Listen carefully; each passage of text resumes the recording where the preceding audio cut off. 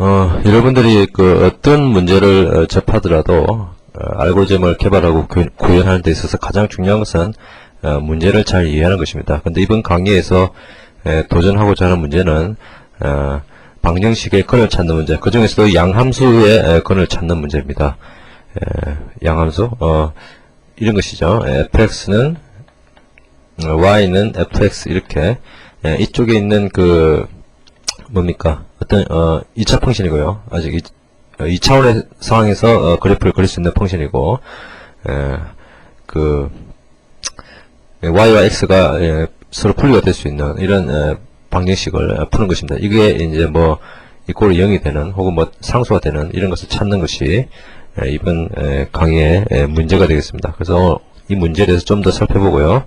근찾기 문제가 도대체 무엇인지, 그리고 근찾기 알고리즘들이 어떤 것이 있는지 보도록 하겠습니다. 일단 수치 해석으로 근을 찾기라는 문제인데요. 우리가 오늘 할 주제가 이겁니다. 문제를 보면 어떤 fx는 제로 형태의 방정식을 만족하는 x를 찾는 문제가 되겠습니다. 앞에서 봤듯이 그래서 뭐 x-1은 제로 이런 것을 푸는 것이죠. 이것은 뭐 1이라는 답은 1이라는 것을 금방 알 수 있습니다만 이렇게 손으로 풀 수 있는 방정식은 실제로는 매우 적다는 것입니다. 그래서 컴퓨터를 이용해서 수치 해석으로 근을 찾는 것이 일반적이다라는 것이죠. 예를 들어서 이제 여기 그림을 나타냈습니다. 이건 이제 fx는 y는 fx라 놓고 그래프를 그릴 수가 있는데요. 이렇게 2차원 그래프를 그릴 수가 있는데 이 빨간색으로 된 것이 이 함수를 그린 것입니다. 그래서 여기서 근을 찾는다는 것은 뭐냐면 이 곡선과 이 x축과의 만나는 점, 이 x축과 만나는 점이라는 것이 바로 y가 제로일 때 얘기죠. 그래서 이 y가 제로, 즉 fx가 제로인 것을 문제를 푸는 이 x, 요 x 값을 구하는 게 바로 방정식의 근을 찾는 문제가 되겠습니다. 요걸 쓴 것은 여기에 식을 쓴 것은 2차 방정식의 일반해를 쓴 것이죠. 이렇게 알려져 있는 일반해가 있지만 알려지지 않은 그런 방정식이 훨씬 많다는 것입니다. 일반해가 알려지지 않은 방정식이 훨씬 많기 때문에 수치 해석으로 근을 찾는 문제가 굉장히 중요하다는 얘기입니다.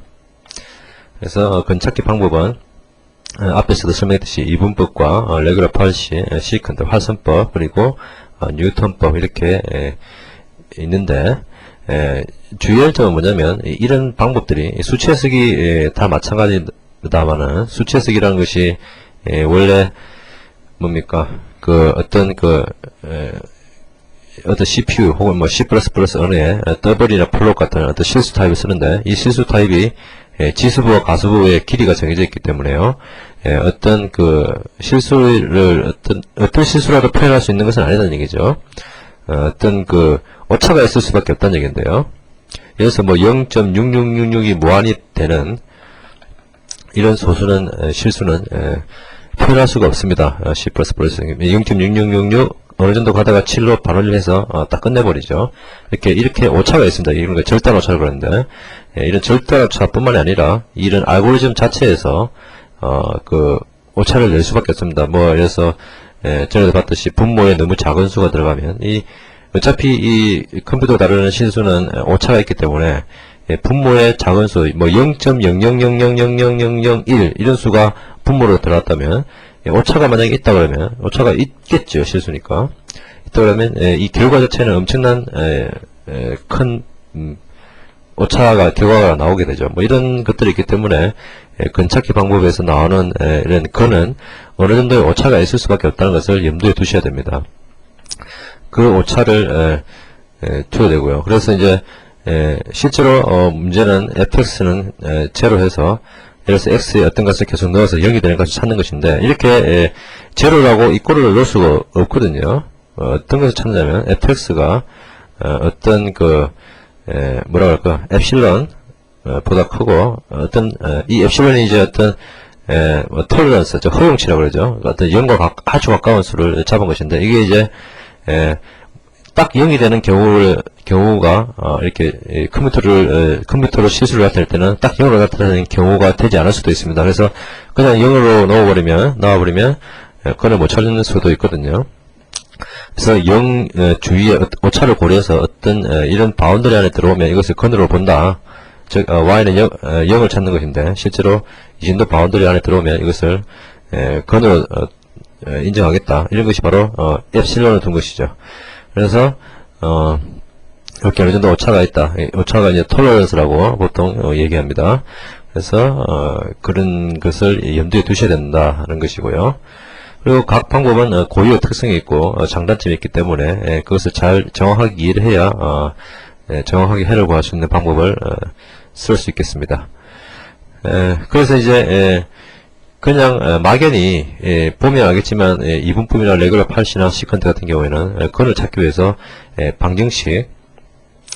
방정식만 딱 주는 것은 아니거든요. 원래 이제 사람이 손으로 풀 때는 이래서 fx가 뭐다라고만 주면 풀 수 있습니다. 그러나 수체수적인 방법으로 풀 때는 fx가 뭐다라고만 주어서는 풀 수가 없고요. 뭔가 기준이 되는 어떤 입력 자료, 초기 자료가 하나 있어야 됩니다. 초기 자료가 이제 두 개의 점일 수도 있고 하나의 점일 수도 있고 어떤 함수의 미분일 수도 있는데요. 이렇게 초기 자료가 있어야 된다는 것이죠. 그래서 어떤 초기 자료를 원하는가도 각 방법마다 틀리거든요. 그래서 장단점 봐야 되고. 그래서 이 초기 자료를 어떻게 처리했냐에 따라서 건을 찾을 수도 있고 못 찾을 수도 있습니다. 그래서 이 초기 자료를 잘 줘야 되는데 이렇게 초기 자료를 결정하는 방법으로는 그냥 함수를 그래프로 그려보는 방법으로 대략의 건의 개수 위치를 찾아내는 것이 효과적이 되겠습니다. 그러니까 대략 손으로 그려보든지 아니면 이제 프로그래밍을 짜서 플로팅을 해보든지 이렇게 해서 대략의 어떤 분포를 알아서 이 부분에 건이 있을 것이다 라고 하면 이 부분의 건을 수렴할 수 있도록 어떤 초기점 를 주는 것이 중요하겠죠. 이렇게 해야 이제 건을 제대로 찾을 수가 있다는 것입니다. 그래서 오늘 소개하는 알고리즘들은 어떤 경우에도 건을 찾는 이런 알고리즘들은 아닙니다. 그래서 입력을 잘 주어야 찾을 수 있는 것이고 방법에 알고리즘에 따라서는 건을 못 찾는 경우도 있습니다. 그런 것을 염두에 두시기 바랍니다.